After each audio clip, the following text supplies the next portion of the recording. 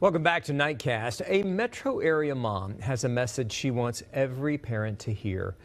Earlier this year, her 18-year-old son died of sudden cardiac arrest. State Health Department data shows more than 2,900 Minnesotans died of sudden cardiac arrest in 2021. But only a small fraction, 25 people, were between the ages of 15 and 24. Richard Reeve has more on the life of Zachary Light and what you can do to protect your child's health. The good old days. For Tara and Jason Light, this has been a difficult year. You hear about sudden cardiac arrest, but I didn't know that it would affect me. A time of pain, loss, and many questions after the sudden death of their son, Zachary. You know, you're not only losing your child, but when they die in your lap, it's tough.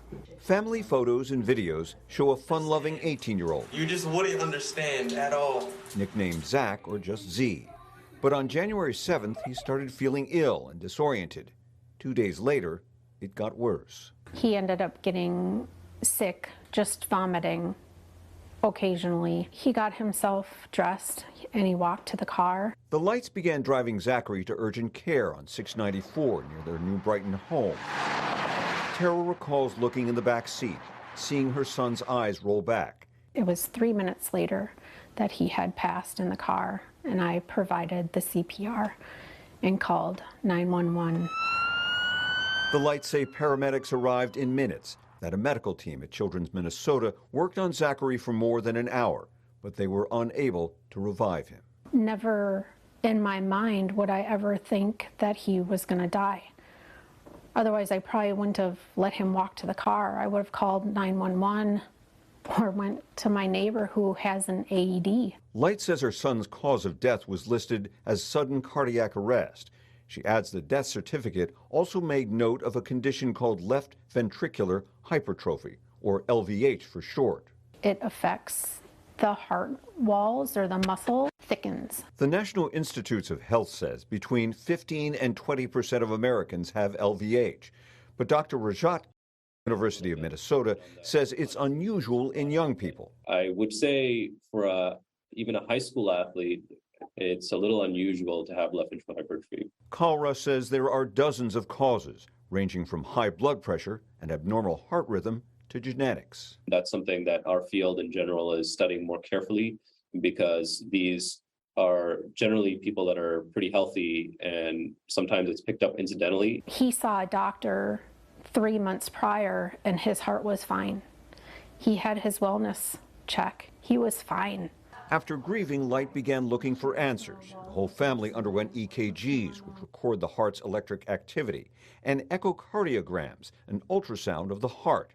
While everyone in the immediate family tested normal, further testing found a red flag. So we were at the cardiologist he actually had borderline high cholesterol, and she was asking about family history. Kirsten Christensen is Tara Light's cousin. In September, she took her 11-year-old son James for a checkup after his pediatrician found high lipid levels. Christensen says she shared Zachary's story with a cardiologist. The resulting testing found James had a slight heart murmur. He was later diagnosed with hypertrophic cardiomyopathy, a condition similar to LVH. Because the walls of his left ventricle are thickened to 2 times the size of an adult male's. Christensen says James has to limit his physical activity and is on heart medication. She believes sharing information about Zachary's condition saved her son's life. Had that not happened with Zach, there's no reason I would have thought to mention anything to that degree. In a corner of the Lights' living room is a special place celebrating Zachary's life.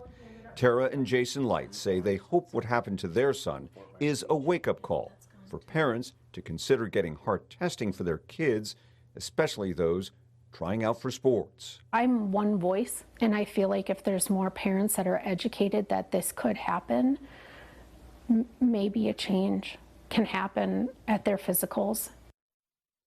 And Dr. Kalra says if anyone in your immediate family is diagnosed with LVH, he recommends you get an EKG and a heart ultrasound. He says check with your doctor. One resource in the Metro is the Play for Patrick Foundation, named after 14-year-old Patrick Schoonover, who died of multiple heart defects during a hockey game in 2014.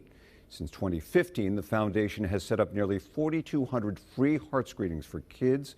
You can find a link to the foundation on our website, kstp.com, Paul. Wow, Rich. So we can tell you, the Lights, they have started a nonprofit to honor their son as well.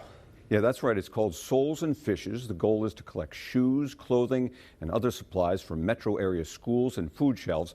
Tara Light says the nonprofit gives her family purpose in their pain.